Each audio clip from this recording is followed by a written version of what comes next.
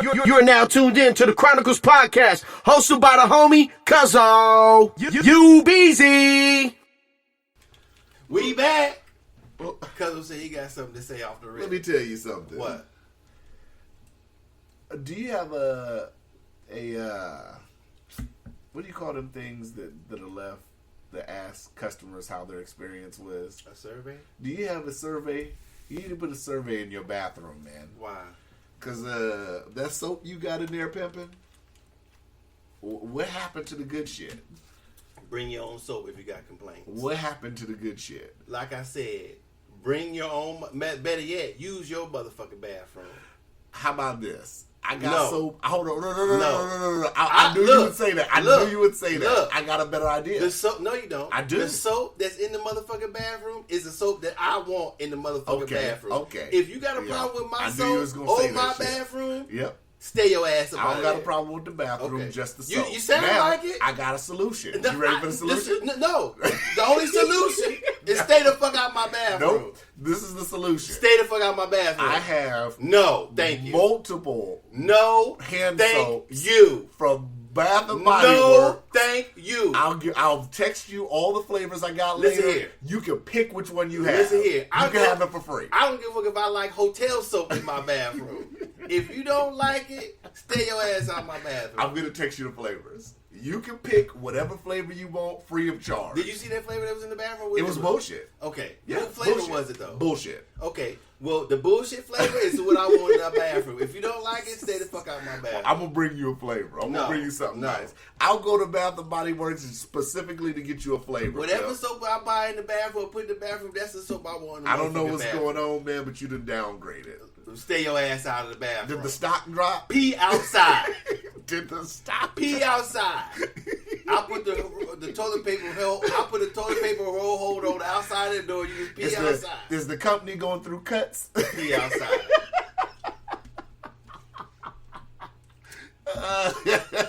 Customers need to know. Is the cuts going on? Next week we'll start with you pee. Listen to you pee outside.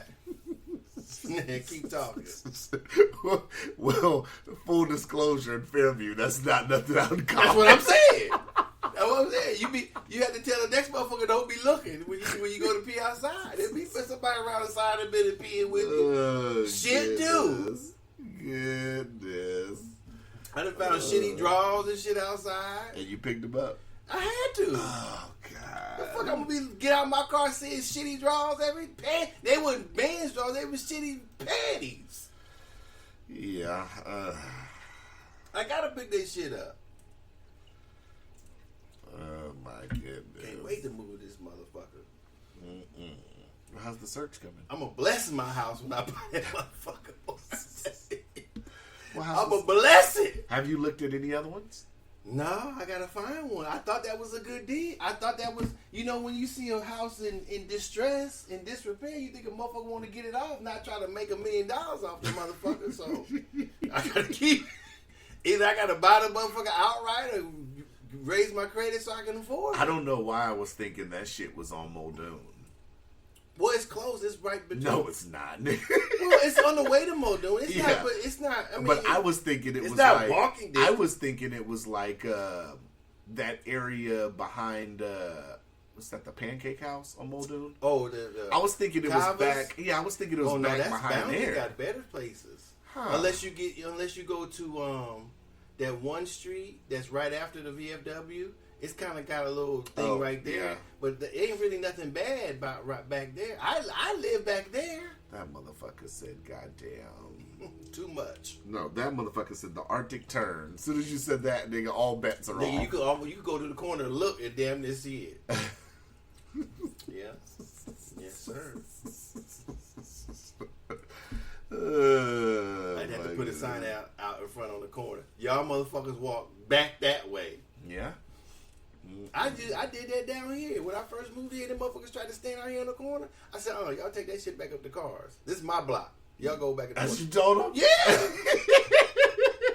Wait, so they just standing in the corner? Well, when you turn on this dead end street here, right here at 12? Right. Yeah. They at the stop sign? At the stop sign. Just standing there. Like they did up at cars. Like they do up at cars. That's too blatant. I said, hey, this is my block. Y'all take that shit back up the cars, man. They don't think that's just too obvious being right there. I don't know what the fuck. Because this is kind of a main street. Hey, at that time, this was cool. It wasn't that bullshit going on around here. I was trying to nip it in the butt. I said, y'all niggas take that shit back up the cars. Don't. This is my block here. And what did they tell you? All right, D. All right, man. We gonna go. Oh, you knew them. It didn't matter if I knew them. They said, all right, D. Well, they didn't know me personally, but they know me. You see what I'm saying? Yeah. They know me enough to get their ass off my motherfucking block. T'Chaka, lay down. You didn't feel like they was gonna try you. I was waiting for them to try me. I got out waiting for them. T'Chaka, if I say something like that, I'm waiting for them to try me. I ain't ready for. I expected. I was ready to do something. That's what I was ready to go. You was ready to move some furniture? Yes. I don't even know how we got on this. This wasn't even a topic. Well, we just bringing shit up that I lived. Yeah. Oh man, so man, rest in peace to DMX, man. Yeah, yes sir. Man, did you see? He did that to himself. Did you see? But it was inevitable, just like Old Dirty Bastard. So was it an overdose, or did he go into cardiac? Like some of the reports are varying. What happened? I don't know exactly. Well, I don't know exactly. Oh, I don't know if you read like. I read the reports. The only thing I can deduce is that he took some shit and had a heart attack, and then when he had the heart attack, it deprived his brain of oxygen, and that was it. Damn. You can't have no oxygen going to the brain. Man, I saw Rakim posted a great interaction between him and DMX. Mm-hmm. I thought that was really dope. Man, do you think he's like do you think DMX is one of the last legends that the OGs of hip hop still respect and have acknowledgement for? I don't know, because I mean, I said one of the last, not the last. No, I didn't take it that way. People are, I don't know. I'm not saying any particular person or isn't. This is how I feel. People are so fake, and that myself included, whomever else, into giving. I don't mean fake, or I say hesitant to give their real opinion of something because of what somebody might think of what they'll say. I fall into that sometimes too. So I would wish people would say how they feel. I thought where I come from in rap, I thought that you kind of stayed true to who you were and how you feel. That was the whole rap thing, was an expression of how you felt, what was going on, how you saw things. So how I take rap is when somebody's rapping, I don't expect everything to be real about what they're saying. Right. But I expect it to be close to what I expect. Some to be lies, some to be embellishment, some to be imagination. But that's, if you add those three, I say that's 20% of the rapper. The rest, the 80% of it, you can find what he or she is rapping about in their lives. So now that it's become more, if it's 50-50 or if it's 80-20 the other way now. Right. So I say that to say this. I don't know.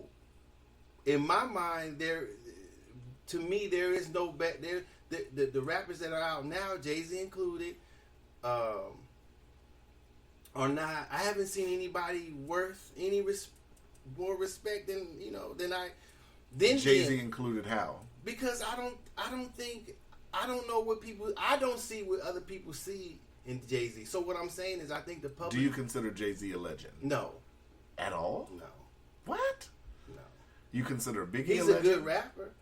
Not really. I mean, but he how? wasn't around long enough. But I mean, how can you say? And I'm just saying, we're going off into a different conversation. But you opened a can of worms. Go ahead. So how can you say? You said Biggie, not really, but Jay-Z has a larger body of work than Biggie.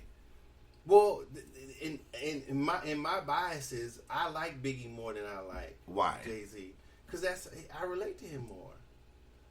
I never liked Jay-Z since he came out. I like some songs he made, but I don't see anything more than an ordinary rapper. I mean, do you think if Biggie would have had, I mean, and this is a stretch to even try to answer, but do you really think if Biggie would have had the amount of albums that Jay-Z had, and you know, do you think they would have been as good as Jay-Z's? The way the rap has gone now, and I don't know.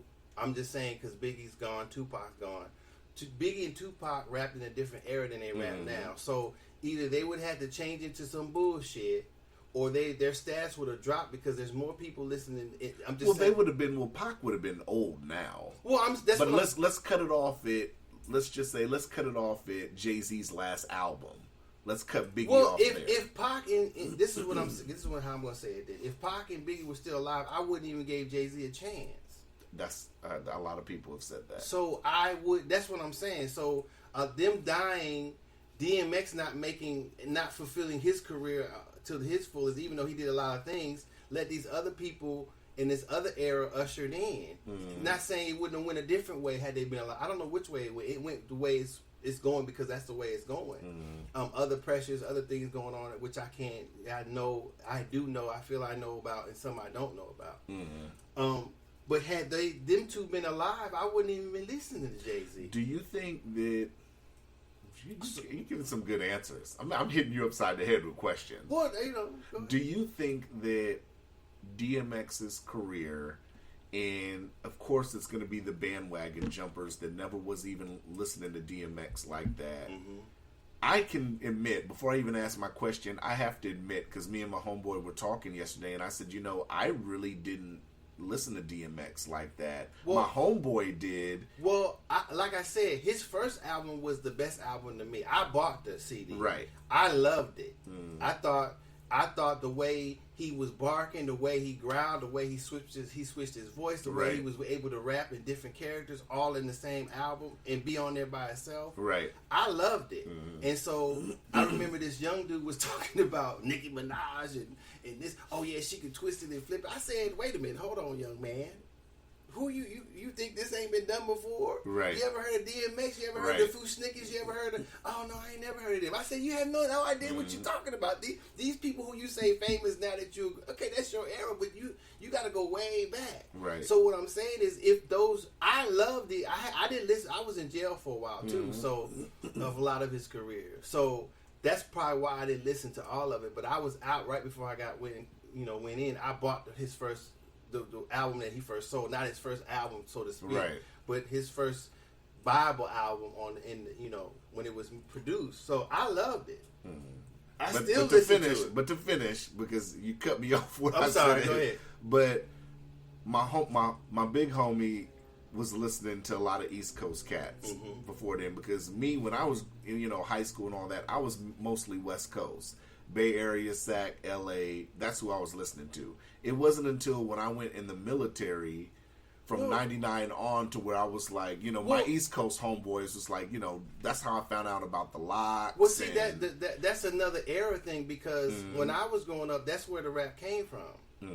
There was no West Coast because it all came from there. So people say East Coast and West Coast, but when I was younger, when it first started, that's the only place where it was at. Right. So you had to wait to get it on the radio. You had to wait. You would hear about it, but then you'd have to wait till it traveled over to I think I'm telling the story right. You would have to wait till it traveled over as young as I was, because I couldn't buy some of this shit. I wasn't old enough, so you had to hear it was coming out, but wait till it got played on stations over on the West Side. There was no West Coast rappers, right?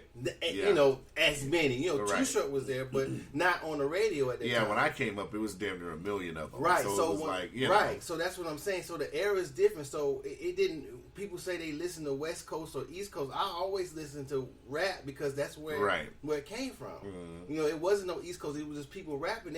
I was way over in the West Coast. I was just imagining being in a park and people rapping and doing it, because we didn't do that on the West Coast. There was a few cats that later on, but like Redman and Method Man were of course listened to him on the West Coast. Biggie, of course, was one. You had those ones that just stuck out automatically. Like, it wasn't too many cats that I knew listened to the Lost Boys, but in high school I listened to the Lost Boys. Right, but to see who all we listened to was UTFO, Roxanne, Grandmaster Flash, Curtis Blow. All those people were on the on the West Coast. Right. I mean, on the East Coast. Right. All those famous people, Run DMC, all them people, Slick Rick, all we listen to, that's all East Coast stuff. Yeah. I can't even name. It probably was, but I can't really name one person that was on the radio when I was younger that was from the West Coast. Yeah.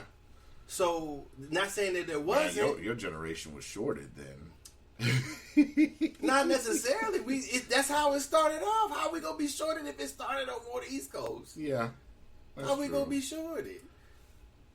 People were like, oh, you listen to the East Coast too? I was like, well, shit. That's thinking about it, that's where this shit came from. If it had been rapping on the West Coast somewhere, I mean, you know, it like I said, it probably was some West Coast rappers, but they weren't as famous that I know of the people that they were playing on the radio. Of course, I heard about Too Short, but where I lived in Oakland, Too Short lived damn near in Atlanta. No, when I was younger, from where I lived at when I lived in Berkeley is way far from 690 Sobrani Park, East Oakland. That's, I mean, being little. Yeah. You know what I'm saying? Now, if I were older, that's just a BART train ride. But in my head, being that young, that's way. Nigga, I thought Hayward was down the highway. Yeah. You know what I'm saying? Yeah. But that's just across the city. So, I didn't know. So, me being that young, I think I'm going to see my great grandma in Fairfield, 2 hours away. That, to me, it was, you know. So I didn't. So what year? We're everywhere like bird shit. What year? So you listened to Short then way before he moved to Atlanta. Then I was listening to Short when we heard about Too Short before he even got on the radio. We heard about Too Short. Okay. Like I said, with 6ix9ine and all that shit and Feelings and all that. We always heard about Too Short was out then. He was selling out the trunk, but I couldn't buy. You know, I wasn't. So you didn't listen to Short then afterwards when the whole Oakland shit happened and he went to Atlanta. I wasn't there. I wasn't there. Yeah. Okay. I went away from my question, but my question was, do you think DMX? Oh yeah. Was underrated as a lyricist? No, not to the people who listen to him. Not to the people, but to the general public of what a lyricist is. No, I don't think that people who listened to him and understood what he was able to do. No, no. I think the people who hear him now may underrate him. Right. But if you grew up, if you were there when his first album dropped, then you got. If you understand rap, if you know rap as a person claim, you can't never claim that he wasn't a hell of a lyricist. When I listened, shouts to my East Coast homies in the military too. They put me up on a lot of East Coast, but when I actually sat and listened to "It's Dark and Hell Is Hot," that shit was. Man, he's a hell of a dude, man. That shit was bananas. You don't even know how he. Yeah. This nigga dope. Yeah, man. But you know, when I first listened to "It's Dark and Hell Is Hot," I realized how good DMX was as a lyricist. If you listen to the intro, to the first song, to the whole flow of the album as a whole, that shit was a dope ass album. You cannot deny how good the album was, and it's like, you know, DMX is one of those guys who's gonna stick out to me. Is one of the dopest East Coast lyricists. And, you know, I mean, delivery, the way he could switch the flow up. I saw an interview that I think Revolt posted on IG where he was standing with LL Cool J and I think Method Man, and they asked him, you know, how do you feel about being a lyricist and all this, and can you spit something? DMX was like, you know, well, I think I'm the best. He's like, you know, you stand me up against anybody, I think I'm the best, and I could spit it. And she was like, you know, do you want to spit something? He's like, yeah, I spit something. And he spit something. So I thought that was pretty dope. You know, DMX is one of the cats that could sit up here and do that. He could sit up here and flow on the spot. And, you know, there was that thing where a lot of people said DMX had beat Jay-Z in a battle. So DMX, I think, definitely is going to be one of them cats. I don't know. Well, you see, I don't know. It'd probably be a mixed thing if you had judges judging them now. I don't know. You think so? I don't know. I just think that people put too much. Oh, because okay, And this is why I'm gonna say that, because when rap came out, rap was basic. Yeah, There wasn't it was. a bunch of metaphors. It wasn't a bunch was. of flipping. Yeah. It was just rhyming and jeffing and shit talking. Yeah. That's how rap used to be. So when you hear someone like my age or maybe your age, and you judge a rapper, you're not necessarily looking for metaphors and tricks and whatever this shit they go for now. You're not necessarily listening to that. Me, I'm listening to the person's voice. I'm listening to how he or she stays on time with the beat. I'm listening to how the music is going. I'm listening. It's like a whole show, because when you usually rap comes about, it was all presentation too. And well, this is how we learned, because we on the West Coast, you weren't there. So you hear a rapper, you're like, damn, I want to see the video. So the video was also part of the rapper's persona too, because the video would almost tell you a story. If you look at, I'm probably one of the few bad rap albums.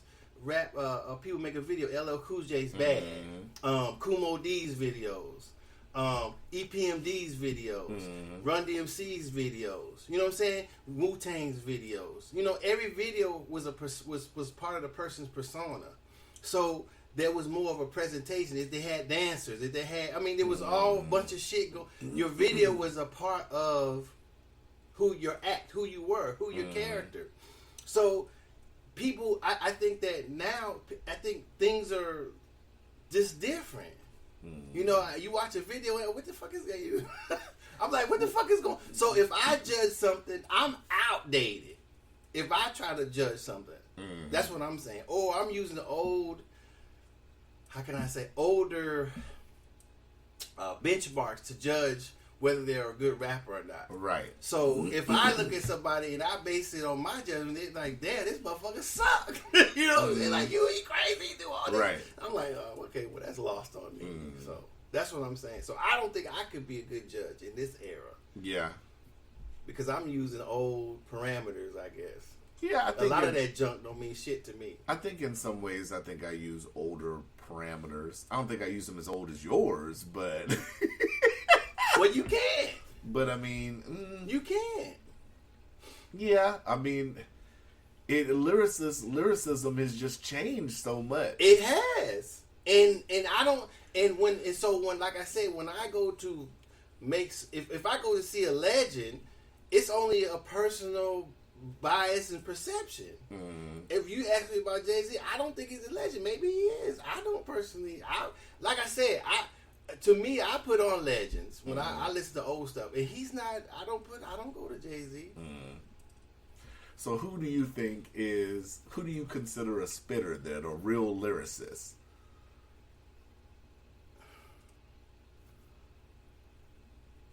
The top of my head, I shoot the Nas. I shoot to Kendrick Lamar. I shoot to Rakim. I shoot to KRS-One. I shoot to back in the day. You had MC Shan, Queen Latifah. You have Eric Sermon. Why did Kendrick pop up?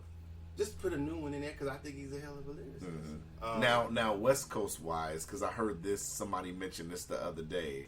West Coast wise, you never thought of Razkaz as being as dope of a lyricist as Kendrick Lamar? No. Did you listen to a lot of Razkaz? A little bit. Exhibit back in the day? No? At the Speed of Light, that album? No? I like that one song he did. That was it. I don't get down with Exhibit. Wow. I'm trying to think of who else. Too Short.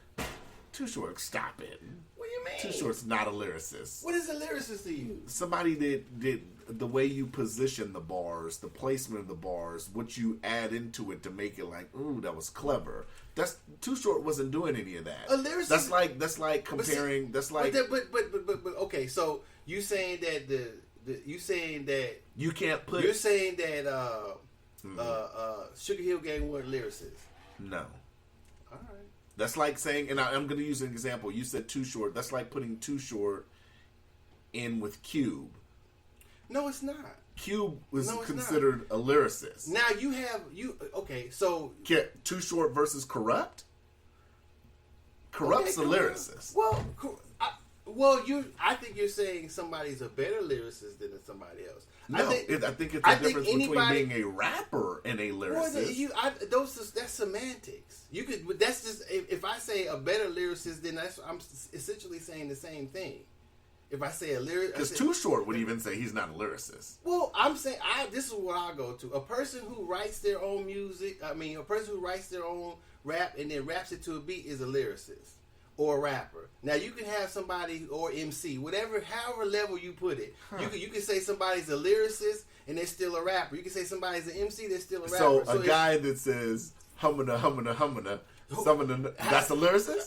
If they wrote it themselves, right? Okay, I'm just clarifying your standard. But this is what I'm saying. So, but if you elevate, so what? Docious is gonna get a reaction. Everybody. So I'm talking from the public. I love it. Well, you stirring the pot right now. If everybody's either everybody's a rapper or everybody's a lyricist, right? Or everybody's an MC. Right. So if a person uses a different word, then are they saying they're better than the rapper?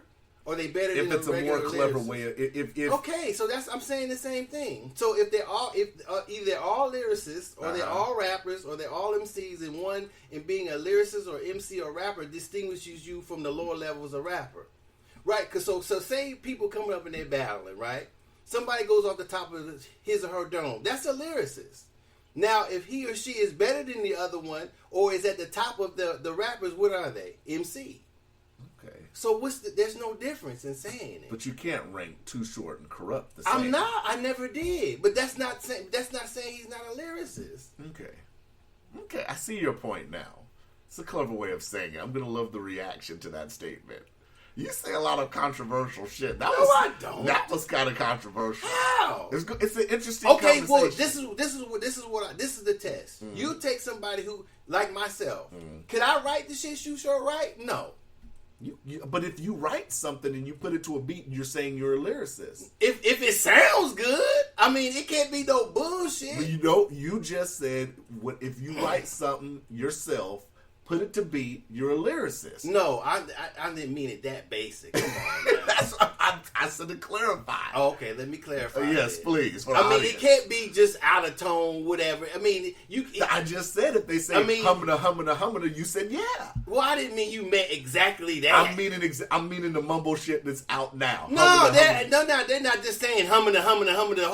The whole line is not hummina. Okay. Come on, I didn't think you actually meant that. It's a future Percocet, Molly. They Percocet. love that shit. He's a lyricist. He has to be, but I don't mean a lyricist that Mask off.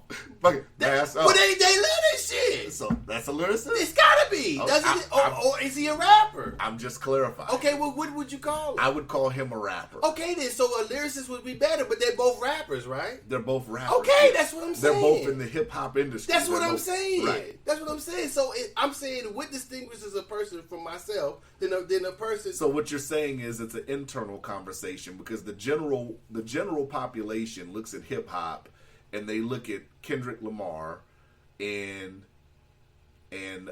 Future, for instance, as both rappers. Well, I'm talking about the general, like worldwide. They're looked at. Okay, they're both rappers. One's better than the other, but ultimately they're both rappers. But internally in the hip hop community, everybody knows Kendrick's way doper than. That's what I'm saying. So it depends on how the word you use to describe the person being the MC rapper. If you use one word to distinguish one from another, that's fine. But I'm saying at some point you have to enter in. You have to say the person has skills. Too Short has skills. Wherever you put him at on the scale is wherever you put him at. You can put him at MC. You can put it at lyricist. You can put it at a rapper. Maybe he's a rapper.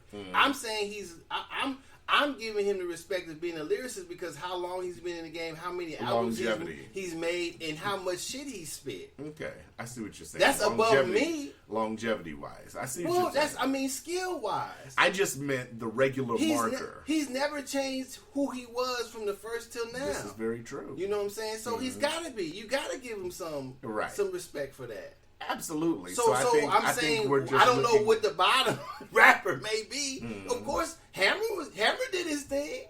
Hammer is not a hell of a lyricist or a rapper or MC. He the highest paid rapper ever at that time.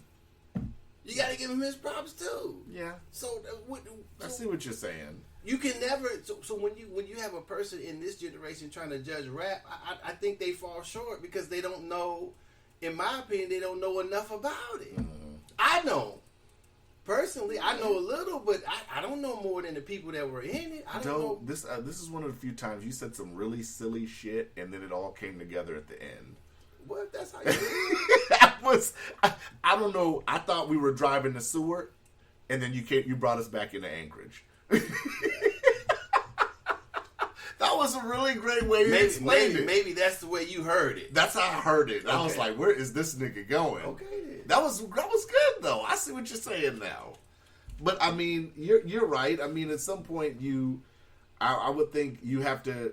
I'm looking at it from overall, in general, who's a better spitter, who puts words and lines together more cleverly. And there's people that are older than me who agree with Jay-Z's a legend. I just don't see it. Mm-hmm. But maybe it's something I just don't see. So you'd rank Jadakiss better than Jay-Z? I would. Okay, I see what you're saying. I would. But Jay-Z has more longevity. He does. That's what I'm not saying he's not a hell of an MC, a hell of a rapper. I just a legend to me. You know, not to me. He may be to some other people, but not to me. And like I said, whether I'm right or wrong, that's just my personal opinion. It has nothing to do with. Yeah. You know what I'm saying? It has nothing to do with anything. It's just my opinion. So yeah, I mean, I never bought a Jay. I like some of his songs, but I was in jail for a little. Well, no, when he first came out, he didn't appeal to me. His first album. So you didn't like Flesh of My Flesh, Blood of My Blood? I liked Who it. is that? That's DMX's second album. I liked it damn near as much as the well, first I don't one. even know if I was out when the second album came out. When did that come out? Wasn't it later on that year? I think it was later on. I think it was the same year, if I'm not mistaken. I don't know. Maybe because he had 2 albums 1 year. Okay, well, I just didn't pick that one up. Yeah, it was. I love the first one. I was like, what is this nigga doing, barking? Then you saw the video, right? Yeah. Okay, because the video and what he was doing brought it together. Then right. You can see, then you understood where he was coming from. Right. I think the visual with Rough Riders Anthem. Yeah, it brought his concept of who he was and what he was trying to do together. Okay. Yeah, he was a monster, man. I thought he was. I've never seen too many cats that could hold their own with LL, and DMX on that 4-3-2-1 did his thing. I thought it was the best. I thought it was the best verse. I think gotta put him somewhere they can smell him. I'm like, oh shit! There you go. Don't make me put you somewhere where I can't smell you. I was like, this nigga's crazy. I mean, to be on the song. Back, when he said hit that look, jump back, looked at it, yeah, I did that or something. He said, I'm fucking. To be it on up. there with LL, Cannabis, Method Man, Redman. I mean, and have probably, arguably, the best verse on there. Yeah, I mean that. Just like Old Dirty Bastard, he was rhyming. Old Dirty Bastard was putting shit together that sometimes didn't even really make sense. Yeah. But his album was like that. Old Dirty Bastard, the first one? Yeah. I still listen to that. I can't believe you don't like Jay-Z like that. You didn't like In My Lifetime Volume 2? Honestly, I can't even. I probably have to go back and listen to it. I didn't really. He just don't. When they hyped him up as this and that, and then I listened to that shit, I was like, but you know what? Who was still there? Biggie and Tupac. Well, actually, I'm sorry. No, I think that was right after. Yeah, I think they had both. I think Biggie had got killed. I think Tupac died, and then Biggie had just got killed. X came out in '98. I want to say. Yeah, I think they just both had got killed. So, but their music was still fresh. Right. And so I just. Yeah. Yeah. Cause I was on that West Coast East Coast shit. Was dissing Biggie until I listened to his album. I was like, damn, this motherfucker's like that. Yeah. And I started playing. I was like, damn, I had to give that bullshit up. I like, I know. He was dope. I had to give it up. I was like, damn. Of course I like Ready to Die, though, better than his double CD. But his double CD had some fucking songs on there. Biggie was like that. Yeah, he was with that shit. Yeah, that's just me, man. I don't know.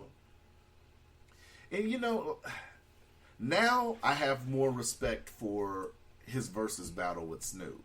Because like I said, you got to, and I think that's why it made me upset when I called you about the Earth, Wind, and Fire shit. Because when DMX and Snoop, it was just them, and they had a conversation with each other and about their music. And then it's like, if something was to happen to Earth, Wind, and Fire or Isley Brothers next week, knocking on wood, the last public image that people would see is Steve Harvey over talking them and telling his experience with their music and not letting the people hear them talk about their experience with the music. Well, I mean, they agreed to go on the show. They did. I mean, I don't think it's all Steve Harvey's fault. They, Timberland and what's his name, partnered with Triller. Right. And so it changed it. It's sort of, to me, they sort of like rap now. You know, it changes. As soon as it got into somebody else's hands, boom. Yeah. They want to commercialize it. They want to make it more commercial. They want to do this and do that. Understandably so, but it changed the shit. I don't even watch it. If I want to listen to older music, I just listen to it. Why I need to watch these motherfuckers on? Fucking Steve Harvey. That's your boy. Fuck. Nigga pissed me off that day. Well, I don't think I've ever been that upset in a while. Damn. Stop watching that For bullshit. people that know me, I rarely get upset. I was shaken to my core. I was shaken to my core when this nigga just wouldn't shut up. Well, that's your boy. That's Triller. That's what they wanted him on there. You know? You know? I can't, man. Don't put Steve Harvey on there no more. If they were worried about it, Earth, Wind, and Fire or Isley Brothers, nigga, sit your ass down so we can do this shit. And then I done saw the other verses. And they ain't got nothing. It's like, man, you... Nigga, because you on this shit, that's why. Yeah, you sit your ass down. You shitting on the whole brand right now. Sit down. That's like having a Coke as a sponsor. They should have brought the Gong Show hook out on his ass. Hey, get the hook for Steve Harvey ass. We gotta like if we got an episode sponsored by Coke and you sit up here and say I done tried the cherry Coke and that shit ain't all that. Like nigga, you still dissing Coke. Oh, I can't. I don't know. I can't. Sometimes, I mean, I like Steve Harvey, but hey, you know, sometimes you gotta. Earth, Wind, and Fire and Isley Brothers are way more famous than Steve Harvey. Yes, they are. So he needed to say, I don't even know why he needed to be there. Well, apparently, when I thought it was over, when I told you it was over, I guess that was just the first part, and they came back out without him, and they started performing songs, which is what they should have did from the beginning. They wasted people's time. They must have took a break, and somebody backstage told, get off the stage. Yeah, get off the stage, nigga, because these niggas in the chat is letting you have it. Yeah, come on, man. Sit your ass down somewhere. Oh man! So did you do you feel any differently about what we talked about the other day? What were we talking about? About the whole vaccine situation and all that. No, I don't feel any different from what the conversation you had with Kid Dog. No, it's not. Ken just sparked a thought in me. It wasn't really him. Not that he said anything wrong. It's just that. Shouts to Ken too. We just have colorful debate. That's all it is. It's colorful debate. We had debates about voting and everything. Yeah. Me and Ken have good debates. He, what sparked it with him was because I kind of when Dr. Drew came out, he was talking like me. Then he was kind of on this other show the other day. I forget what it was, A View or something. And it seemed like he was kind of walking back what he first started to say about the coronavirus. So. I don't know. I gotta watch it again and figure out what exactly he's saying. But he said it's not like the flu. And then I said, okay, if you put the symptoms of the flu or any coronavirus or any flu virus together, they share symptoms. Some symptoms they don't share. Some symptoms they do share. So what's wrong with saying it's flu-like? It's not the flu. I can't say corona and the flu are the same thing. But they do the same things. Some of the same things, and they both can kill you. Yeah. So my thing is like I said before, that I don't think I've said before. Had we treated the flu or any virus or any viral infection as a seasonal infection, and we told people to be aware of your health complications, your underlying health things, wear a mask, put barriers up or whatever, have clean, wash your hands, then I think we'll be more prepared for this. Yeah. But right. They treated the flu like, okay, it happens every year. We looked on when we looked up because him and I looked up the same things. I was like, there's 60,000 people in the United States died from the flu. That's a lot of people. The people may not care about them, but I'm saying if you're concerned about deaths, 500,000 deaths, one death is a death. Why would 500,000 be worth more than one person dying? Right.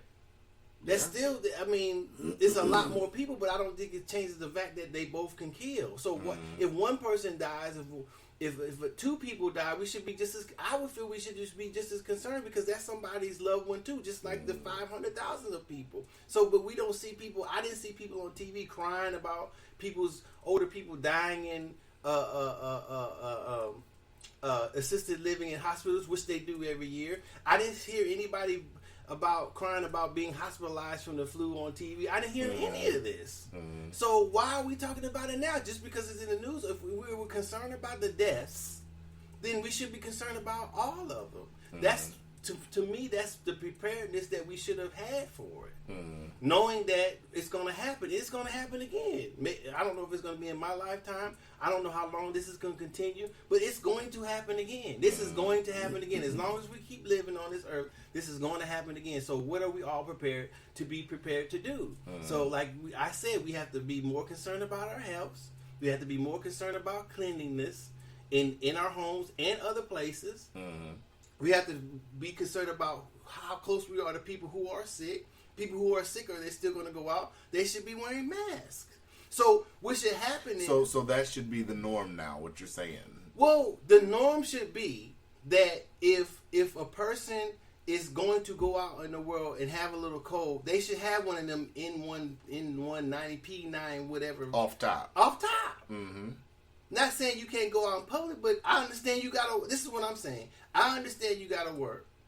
I understand it's my choice to go out of my house and go to work. So either I'm gonna wear a mask if I'm sick, or because of other people are sick, or I'm gonna create a safe space, or whatever I'm gonna do. I'm gonna be more sanitary, or whatever, or I'm gonna stay at home and work. That's your choice. But I'm saying that to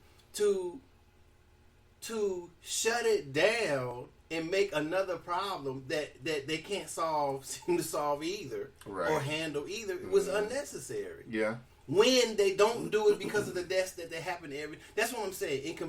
Just because 500,000 people have died doesn't mean we should be more concerned about the coronavirus if every year people have died before the coronavirus got here. Now, I don't know why people don't understand me saying. I'm not saying they don't. Well, like I tried to put it in perspective for you when I pulled up the smoking stats and how many people die per year for that. I see what you're saying. And people who don't smoke. But that's why they can't smoke. The people smoke in designated areas. They don't smoke on planes. They don't smoke in restaurants. They don't smoke. That's because of that. That's why those laws changed. Because before, if you rode an airplane, it was like a smoke box. Yeah. If you're in a restaurant, it's motherfucker. You choking because everybody there smoking. First class, it was a wrap. Yeah. I think don't some airlines like internationally still allow smoking? I don't know. I'm not for sure. I don't think so. No, I thought they did. I thought something like if you fly like to Thailand. I don't know. I wouldn't be on that motherfucking flight because secondhand smoke kills. Yeah. Yeah. So I think that's how we should be concerned about it. And that should be the plan. That should be the starting plan. If we know that there are viruses and pandemics can break out, we should identify the people. That's the studies they should be doing. They should identify the people who are most susceptible, figure out how it affects them, and then that's where it should start. Because there are going to be people who die from it. So do you think masks should be mandated, or should it just depend? I was wondering, should it depend on how heavily populated the area is? Like in the airport, for instance, I would understand if they say, because if you're going through TSA, it could be 150, 200 people in that line, shoulder to shoulder, damn near. Well, I'm saying if this is what I'm saying. They're going to be people who believe and not believe, do or not do. I think that when you go in some side, if I were from this time, from this forward, people building, having restaurants, stores, or whatever, they should have masks and hand stuff ready available. I don't know if they should keep the barriers up, but maybe they should. Yeah. You know what I'm saying? Because that's cleanliness and communicableness of the different viruses, not just the coronavirus, but other viruses. Yeah. So it may look visually different now, but if you constantly make the channel a virus or whatever channel, or constantly put out there, this is what we're trying to prevent. This is we clean. This is how we sanitize. This is how we do this. This is how we do that. And then maybe when a pandemic happens, you won't have to shut down anything. Right. Yeah. Because people, that will be the practice. People will, if they're sick, man, maybe I better stay home. You know what I'm saying? I'm kind of sick. You know, then you can call in. Hey, I'm kind of sick. I want to stay. And your employer will be like, all right, go ahead. Then you should let them stay home. But people are forced and pushed to work, and then you shut everything down. You push to open business. You should push to do this. You push to make money. Yeah. You push to pay the bills. Then you shut everything down. What is motherfucker supposed to do? You Yeah. leave it a choice when somebody has the flu. Yeah, you do. So how are we going to mandate masks and mandate shots and everything else if we can't even we have people not immunizing their infants? Yeah. Yeah. So now we got a virus. All that stuff you leave your child exposed to at birth. You scared of COVID? Come on now. We let people choose not to immunize their kids at birth, knowing we got the whooping cough, we got the measles, we got the mumps, we got Yeah. all that other shit going on. Yeah. Now you running around talking about the sky's falling because of COVID, and we people getting arguments about not immunizing their children at birth. Yeah. Stop it. Why look back? Why we have immunizations during birth? Yeah. I mean, how did Ken? Like it's a shot to Ken though. We got to get him back. Well, on it's one not. day. I don't want to pick on Ken. I'm just saying that. No. But I was gonna ask you, like, did you ask him? Because I think we talked a little bit last week about people not wanting to be around people that aren't vaccinated. Well, no, he knows I'm not vaccinated. He doesn't take it that far. He wears his mask. He does. He's not looking. I don't. No, think I'm not saying him. Like what his opinion on it was. Well, I don't think he. I didn't really ask him that, but I will next time I talk to him. I don't think he looks down on people who don't get the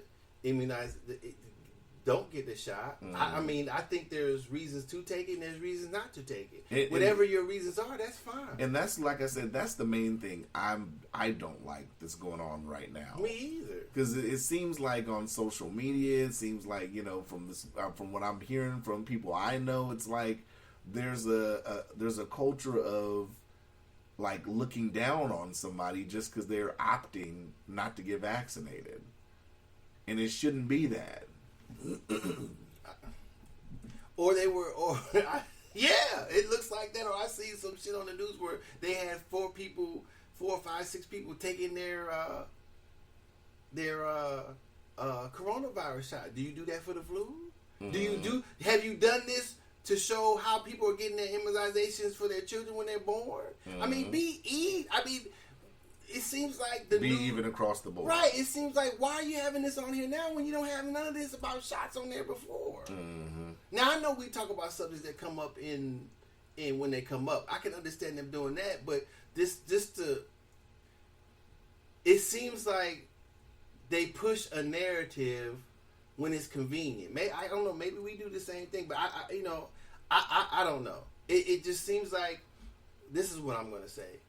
It seems like the only place that some people get their news or their understanding is from the television instead of doing more research. Right. So when you see it on the TV and that's what they're doing, that's what people understand how it is, what it is. This is how it's going to be. Right. That's why they do it on the TV. Because before, if you that's the quickest and easiest access to and news for some people. At some point, besides school, that was the only access people had to information, unless they wanted to go into the library or go wherever, go to research themselves. Now we have the internet; it's a little bit easier. But even then, searching the internet, you can find a page that's going to support yours, with however. Not supported, not supported. So you have to read a whole bunch of them to gather a little information and formulate your own opinion. So that's what I try to do. I know I've fallen for some shit. You got me when they played that bullshit and cut the piece out. Oh, the Joe Rogan? Yeah. So I said, no, he's not even wearing the same shirt. Yeah. I was like, damn, they got me. So you have to be aware of them. You know what I'm saying? I quit trusting that show. I trusted that show until I was like, you remember when I asked, I said, well, why the fuck would they do some shit like that? So you have to keep reading, and be aware of the tricks of the trade to try to get your attention, to get you to believe what the narrative that they're pushing. I guess that we don't do that. You can disagree with us or agree with us. It doesn't matter to me. Right. So I'm not pushing the narrative. We're just on here talking. You know? So I think that's what differentiates us from them. Do you think that's what the regular news is lacking? Like, because it's not a conversation, it's like, this is what we think, so here's our reason of justifying it to you, what we think, and we want you to believe this too. Well, I think that this is how I understood it. When I was younger, when you watched the news, it was the rawest you could get of a certain event, right? With you guys not being like there. What is his name? They used to be on Walter Cronkite, Dan Rather, all those people. So when you see these people on Greg Gumbel, Brian Gumbel, or Greg Gumbel. Bryant was sports. Okay, Greg Gumbel. It's people like those people. When you saw those people, then you were. It was almost as if you were sitting down having a conversation with them, and they were talking to you, and they were exposing or showing you something that they found out, as well as we're talking on the podcast. Right. So then when you become, then when you get older, you find out who owns this and who's pushing this, and they don't have that, and why did they mention this, and this is okay. This motherfucking caught lying. Oh, this is not what really happened. Okay, then you start saying, oh, these motherfuckers been playing trick for a long, and pushing agendas for a long time. Okay, these motherfuckers can't be trusted. Then you have the internet now, so you can fact check almost something pretty quick. Yeah. No, that ain't good. That ain't good. So, coupled with all the other things that have gone on in history, me personally, I don't trust what somebody says. Not the government, not a doctor. You know what I'm saying? If you have the right, the responsibility that if somebody's going to give you some sort of treatment, some sort of shot, some sort of pill, some sort of whatever it is, to question it. And if you don't question it and you take it and it fucks you up, what do they do? If you die, that's it. Yeah. The people can sue, you can sue, but you're dead. Did you You're see that fucked video? up. Did you see that video where I sent you, where the guy interviewing Fauci, I guess, was asking what exactly the FHA approved, and he was saying it was the emergency declaration for it or whatever, but not the regular approval. Like has that been really talked about? Or what the process is, and how, and is it more dangerous than the regular approval process? Who's responsible if this process is sped up or approved differently than the other one if somebody gets killed? Is anybody responsible? Yeah. Oh, then then you push the narrative. Oh, it's at your own risk. Yeah. Wait a minute, hold on. Sign this waiver real quick. Though. Yeah. Come on, man. So I feel much better if I died and said, okay, well, I didn't take it because I chose to, than to say, damn, I took that shit. These motherfuckers didn't kill my motherfucking ass. That's how I feel about it. Yeah. So I'd rather die on my own terms than at the hands of somebody else. So if I catch the shit, flu, corona, whatever it is, and I could have taken the vaccine and it may have not killed me, I gotta accept that. If I take it and it kills me still, I gotta accept that. If I take it and have side effects, I gotta accept that. So it's a personal choice. I just think that, ultimately, when I'm out in public, like I said, I'm not I'm not close to motherfuckers like that already. Well, like I said, because Ken was having a conversation, saying it's more contagious, and we had the same conversation saying that it stays on the surface more. So, are you saying that if it stays on the surface more, and I slide my hand through it and touch my face, I'm going to get it? Versus if somebody sneezes with the flu and I inhale it and it's in the air, am I going to get that? So, what does more contagious mean? Does it mean that that if it's in the air on the surface, I'm more likely to catch it than the flu? Right. Is that what you're saying? Or is it easy communicable? There's no answer to that. That's what I'm saying. So how can we say it's more contagious? That's what I asked him. And that's what I'm saying. And I don't know why my brain comes up with these questions and then somebody else's doesn't.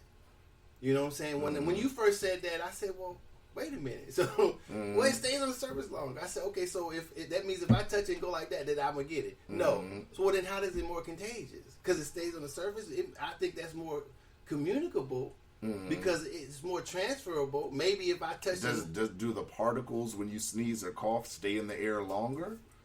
I don't know. How much of it do you need to contract it? Or is that's part of your makeup that makes it more contractable? Do you become the carrier or do you become infected with it? So I mean, if there's no explaining all this, then why are we talking about it's more contagious? Why are we talking about how long it sits on the surface? Why are we talking about that? This is how you can avoid catching this shit. Yeah. So. Yeah, I mean, you're right. And like you said, had they made the channel or the outlet, then people can ask, like you said, people can ask these questions. People can call in. They can call in like C-SPAN, yeah, right? Say, hey, look, check this out. Now you said. Right. Because you get these shows like, CNN and Fox, they don't have call-in portions, so they're just giving you whatever information they want you to have. Or that they're getting, right or wrong. Yeah. This is true. I don't know, man. What time we at? Just 56. Wow, that was an hour? Wow. Shit, man. What you got? That's all the topics you got? We talked about DMX. We talked about the conversation.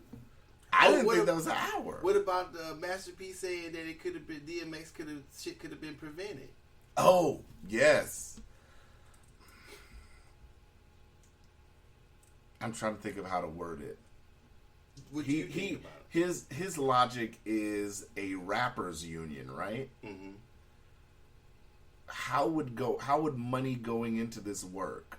Because I get what he's saying, but we're in a different age now. Now, in his age, when there were labels and stuff like that, I could see you saying, okay, do a hip hop. Well, there would be a union. It would be dues. Right, if you but wanted to join the union. it would be dues, but are you getting that? Is that coming from, if you're signed to a label, is that coming from the label's portion or is that coming from your portion? Well, it was always coming from the workers' portion.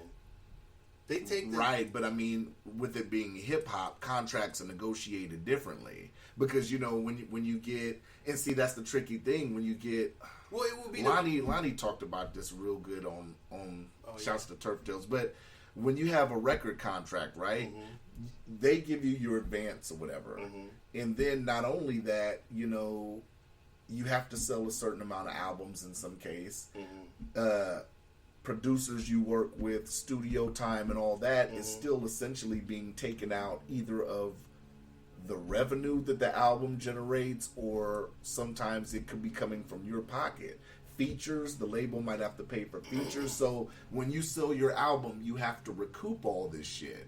So that's what I'm saying. If you do a union, is that part of the package that's in the negotiation on the record label's portion? Well, I think if the union's voluntary, then each person who is in the union pay their dues. And how do you decide how much dues are? Because 50 Cent, who signs to Dr. Dre and Eminem for $1 million contract, and then Joe Blow, who signs to a record label a shitty contract for $10,000, what is the dues? Well, okay. So it depends on how the union's going to work. Is the union going to work only to? Well, it's not going to work, but we're talking hypothetically. Well, I'm saying if the union was going to work like an insurance company, basically, so it's going to insure the rapper of Is it going to get a after retirement, dental plan, vision, hospital, drug treatment? If it's going to be like an insurance company, then that's probably how it have to operate. So the more people who join it, the cheaper it will be. It would probably be up to the rapper to whether to buy in, however much it's going to cost to share the insurance. So as on a job, when the job has a lot of people, the insurance is cheaper because they spread the costs out over the employees. If you have a small business, you might not be able to afford it. When I stopped working at the job, it's $6,000 a month, I believe, or $3,000 a month to have the Cobra to maintain it. So there's no way I could pay that. But that's what I'm saying. I mean, and even like if you look at it like insurance, they're already looking at you like, well, you're kind of a liability if you want a union to represent you for drug treatment or whatever, but you're actively doing drugs. It's kind of like, well, if you're promoting it in your music and you're actively doing it. I mean, that would probably be a regular insurance, but we're talking about insurance or a union fit for rappers. Yeah, that's what I'm saying. So, I mean, the cost would just go up. Yeah, what the fuck would the union cover? Well, I've been saying that maybe motherfuckers going to jail, lawyers,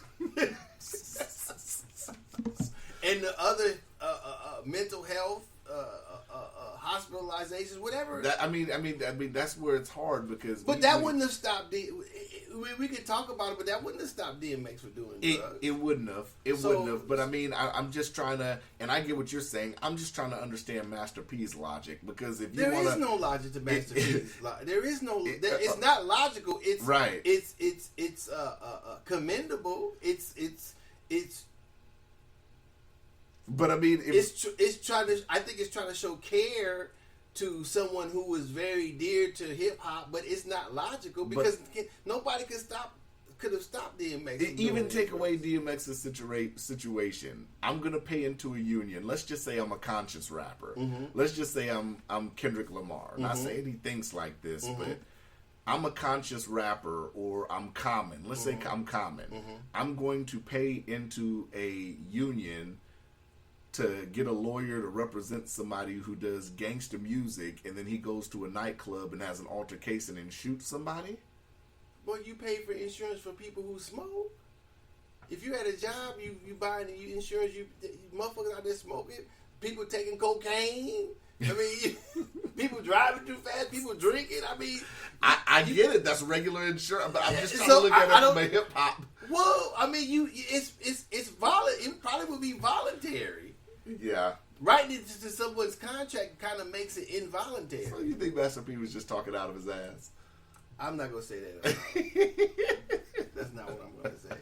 I haven't spoken to him about it or said what I had to say about it to him, so I'm not going to say that. Maybe we just need to understand more. Well, probably. At this point, I say it's illogical because if the whole point was to say that he, if he said what the caption said that it could have been prevented, that it couldn't have been prevented by anyone, you know. Yeah. DMX chose to do what he did, so that's the consequences of his actions.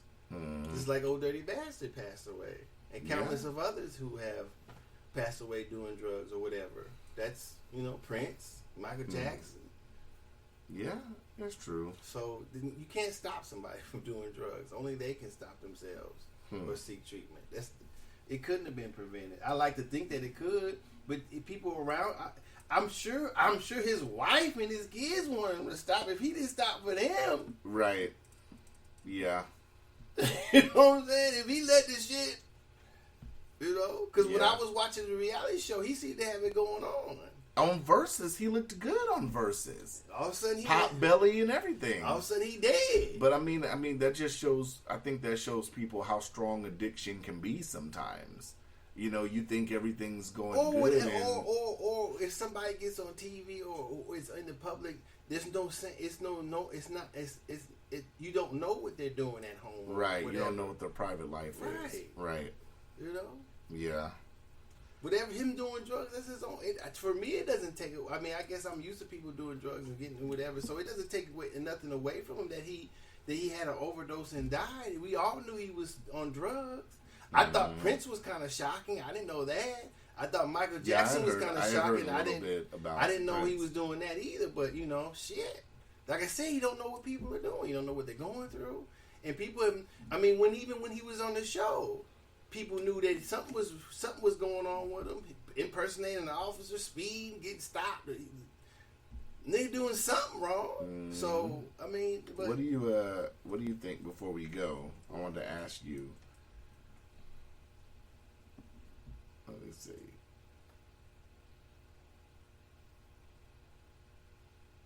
What if? What did you think about old girl buying that home?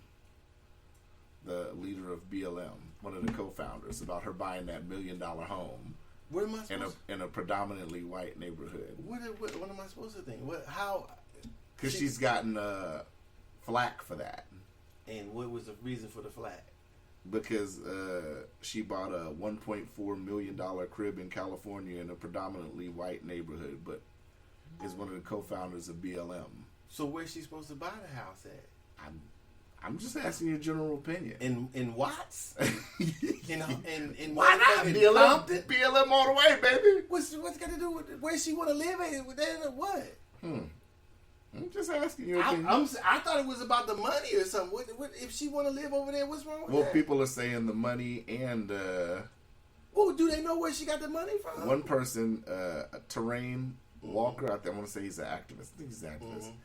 He says, nobody's saying you have to sleep on the street for your work to be authentic, but when people have lost sons, literally shed blood and risk jail, can't get direction, resources, or even straight answers from your organization, they helped build that.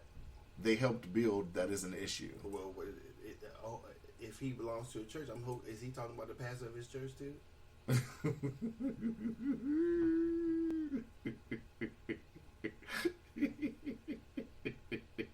Okay. I'm like, nigga, you talking about you go to church too, right? How big is your church? Somebody else said she just purchased $1 million mansion. She pimped the murders of black folks, especially black men and boys, to get that mansion. BLM founders are after the bag. They don't care about black people. That's why it's time to purge. Well, then I guess, so... Here we go again. I'm posing the question. I'm just asking the question. If you've watched the Malcolm X movies and you know about Martin Luther King, why do we expect the people to be poor? And that's what I'm saying. Do we even hold churches to the same level? If we trying to hold black motherfuckers spend millions of dollars to give tithes to poor people give their hard-earned money to the church. Do we question that? Mm-hmm. Yeah. Do we? You're right. I get it. So how? Get your money. Yeah. You're right. Do we question Salvation Army? Do we question all these other people who running around? These people heads of charitable things, having nice things. I get your point. I I think that it's stinging black people a little bit more. How? Because of the money? Because black folks are poor. If I got somewhere, I'm chasing my own bag. I don't give a fuck what the bitch doing. If she didn't got $90 million off of whatever they donate, whatever, she bought her a house, good for her. I don't know why people. And it's supposed to be nonprofit. It's still nonprofit if she draws a salary. Nonprofit means at the end of the tax year or your fiscal year, there's no money left over. Right. So it has to be spent. $1.4 million. Well, maybe she had money before. I don't know where she got the money from. I'm just asking questions that people would ask. I know you can't answer these questions. You're not her accountant. I don't know where she got the money from. You know. And I don't know how that determines where she want to live. Has motherfuckers lived in California? I get it. If you could afford $1 million, nigga, I didn't even know. I'm from Oakland. if you go into Oakland Hills and see those houses up there, I didn't even know that place existed. Yeah. Mm-hmm. Oakland Hills. Yeah. Mm-hmm. I didn't even know that existed. I was like, Oakland, where is that at? But do you think... So it's a whole different... I know you're not in her mind. If I had a choice to live where I lived in Oakland to live in the Oakland Hills, I'm choosing the hills. Nigga, our dirty laundry got stolen out the car before. My mama left our dirty laundry in the car. The motherfucker stole the dirty laundry at 8 in the morning. Ain't nobody have a stitch of clothing to put on. Let me ask you this. I'm telling you, that's a real story. The moment we moved over there, stole my mama little stereo out the car. We can't even enjoy Michael Jackson in the Gremlin no more because motherfucker they stole the goddamn stereo out the car. I'm telling you, you do not want to live. What kind of stereo was it? Cranko or tape deck. It was my mama came. That didn't take with a screwdriver. Yeah, that's the kind of thing you just put the screwdriver in and you just pop it. It's halfway out. We got a red and white gremlin. We have a gremlin. Because I know how to take shit out. Yeah, y'all. We got a little beats. You know what I'm saying? We listen to Michael Jackson. We can't even do that no more. Yeah. The stereo gone. East Oakland. Wow. Clothes, dirty clothes gone. Wow. You don't want to live over there. Wow. And I'm sure it's worse now than back in the 80s or what would we leave from there? 80s, I say. So yeah, if I had the money and I work for an organization that I got paid a salary, I can afford it. I'm gonna get it. All right. You don't think she should have moved in a smaller place and then donated some to charity? That's her choice. It's her. I know. I'm asking you your opinion. I can't. I don't have an opinion about that. It's not my. It's not my. It's not my thing. Ask her for an interview. Say, would she like to come on the podcast and talk about? I did. I hit him up before and never got a response. All right then. Well, that's what can we do? If she don't want to talk, if she don't, I like to give a person a chance to defend themselves, which she don't have to do either. Yeah. You can't please everybody. You're right. You can't please everybody. And like I said, if motherfucker don't like them raising money, motherfucker make $90 million. That's changes shit. It would for you. It would for me.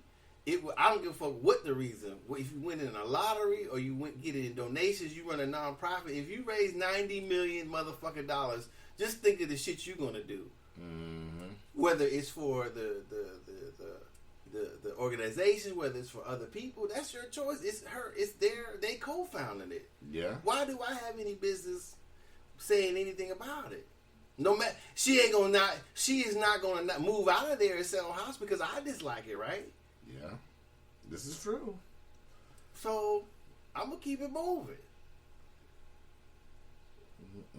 I mean, you don't think that I mean, like, I was gonna say about Malcolm X.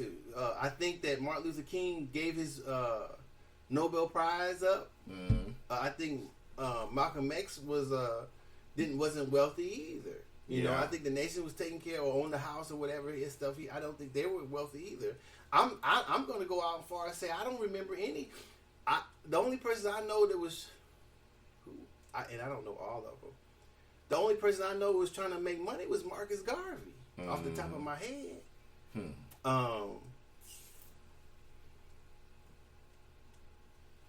Black Panther seemed to have, some, donations and assets and stuff. I don't know how much. Now Louis Farrakhan is well taken care of. Mm-hmm. No nobody saying nothing about them niggas selling green pies for free on the corner in the final call. Who do you think's funding him now, though? Mm-hmm. I imagine they got some sort of. I don't want to. What do you call that? What do you call that funding that comes from the government? I don't know. That would surprise me if he was taking government funding. I'm just saying, like now in 2021, like I can't imagine. Well, I don't think he. I'm not sure how the nation is set up. You know what I'm saying? I know that at some portions are. I know I think they still have the final call, not for sure. I know they sell food, which as far as bean pies or stuff like that. And bean pies? Mm-hmm. What's up, man? Why does it sound like that in the bathroom? Hold on. You got noises in your bathroom? It's probably the toilet. Oh. That's cute. Good Diody. Going to attention. Look at that. That's cute. What? It's all right. What's all right? That was cute. That's all. What's cute about that? It came in. This whole interaction was cute. Don't mind me. Yeah, don't mind your stupid ass. I thought he was going to say something about that soap. That's why. Well, when he can buy some soap, he can say something about some soap. You should have seen your face like, this nigga really mentioned that soap shit. You wasn't expecting that. If when he can buy the soap, he can say something about the soap. He gonna come out here. And if he don't like it, he use the bathroom outside. He come out here and say, Mr. Cuzzo, I heard you got some soap. I'm gonna say use the bathroom outside. Or say- better yet, I'm gonna call Cuzzo to come pick you up when you gotta use the bathroom, so you can use that soap over there. Oh my goodness! But I don't know why she was getting flack. I don't know. I don't know. I don't know. I wonder where they're getting their funding from, though. In like 2020, like the last, because I mean, the nation. To me, just my opinion. I mean, when has the Nation of Islam really been at its pinnacle recently? Well, I don't think it's ever been at a faltering aspect since it's been in its inception. I mean, I don't really know too much about the nation. I mean, I would think that the last 10 years would be different from the previous 10 years, right? I don't know what I don't know. I don't know what I don't want to say anything that I don't know what I'm talking about. I don't know Right. where they're getting money from. Maybe they have investments. I know, like I said back in the day, they sold the Because Farrakhan's crib is nice. It's always been nice. Go ahead. Yeah. I don't know.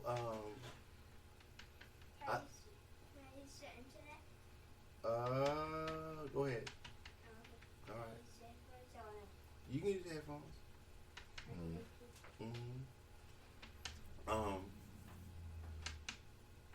I don't know how they're funded. I mean, I would say they have investments. I would say they have people selling stuff. I mean, as far as they've been going strong, I would if I were him. I mean, he seems well taken care of, so I'm not for sure. I forgot to get my lighter, baby. But my mom saved it. Why is this trash can in the way? Yeah, why is the trash can in the way? And we got a small ass apartment. That's why. And why is the soap in the bathroom? Did you try the soap in the bathroom? Look at me instigating. Did he answer you? He didn't answer. All right, then. He just kind of looked at me like, nigga, you know how it is. He didn't do that either. Oh, goodness. But I don't know how they're funded, so I'm not for sure. It would be interesting to know. They're not on them. I don't know why. I don't know. Why do you think they're bothered with that? Do they have a cause to be worried about where she got her money? Well, from? it was just, I mean, it was. I'm saying, what do you think? I don't. It's difficult for me to say because, you know, from the outside looking in, I'm not familiar with their books or any shit or anything like that. But I mean, looking at somebody buying $1 million homes and stuff and the organization that they're representing, I don't know. I mean, if it was we look at. Let me give an example. Who were we just talking about late last year about the dude who? What was the dude that had the big? Was it last year? The dude that had the big church, but he didn't want no homeless people to stay. Oh, yeah. I look at it kind of. I mean, I see why people have that thought looking at it from the outside looking in because it's like you're getting all this money, and it's like, okay, the organization you're representing is supposed to be for us, so we should see more money going out than. Well, I mean, then like, bitch, what is your salary? Bitch? But then I think we should look. Then I would ask those same people. Then what are we? I don't know if it's the same thing because then they should be worried about government spending too. But I guess that's not the same thing. So I'm not going to bring that up. That just what popped in my head, but thinking about it, that's probably not the same thing. I mean, I like I said, the closest thing to that would probably be a person's church. Right, I totally agree. I feel the same way about a church. Where's the money going? If you see the pastor in a new fucking Cadillac, on a $500 suit, right, or going on trips, or right, the church is getting bigger, but the bathroom doors, the stall doors don't lock. Well, not you gotta hold the door to take a shit. Not that if and I'm not saying churches don't do that, but I forget what the guy's name. I don't see anything necessary for such a big ass church. Why isn't that money going to the people? I agree. There's no reason to have a church. What is the name of that church? That shit's like damn near a mile long. Why you need to have all that? It's like stadium parking. Yeah, and you would think the bigger the church, the more it should help people. It should help. Right. If you're broadcasting on TV and we're talking about you don't want homeless people in here, why not? Right. Yeah. You think this is not your shit. And if we're Christian, we should be inviting the homeless people, right? I would think that if you're a kind person, I don't know if it has anything to do with being a Christian. But I'm if saying, those are your values, if you're going to church every Sunday, if those are the values he's preaching in his church, yeah, you would think that. I mean, the same wealthy people that go to these churches and they dress nice. I mean, they would want to sit up here and bring a homeless person or whoever they can to hear the word, right? I don't know what Christian values are supposed to be. So I'm not going to say based on Christian values what they should or should not be doing. You know, if their values are helping people and doing things as some sort of, if they feel that their God they believe in and everybody's God's people, then of course they're supposed to help people in need. That's what I'll say. And I don't, if that's really true that he didn't want homeless in the church. How is that his say so? That's something he's supposed to be obligated, should be obligated to do if the guy he or she or they believe in made everybody on the planet. Mm-hmm. You know? Yeah. Well, I sat next to a guy on the flight before that was with that big church that's in Anchorage. I forgot the conversation we were having, but we were having sort of a conversation. Okay, you know? Well, I ain't got nothing else. You ain't got nothing else? It's Wrestlemania Sunday. I ain't got nothing else. God. It's time. It is time. That boring ass shit. I am so excited to see two black women wrestle for the for a championship. All right, we out. You don't support the black women? You don't want to support them, though? I'm not watching wrestling, bro. Why? Because I'm not interested in wrestling. Maybe you should just give it one more shot. Nah, I'm good. It's a black champion, a black male world champion. Good to them. I hope they do all they get. I'm just not gonna watch. All right. We out. Holla.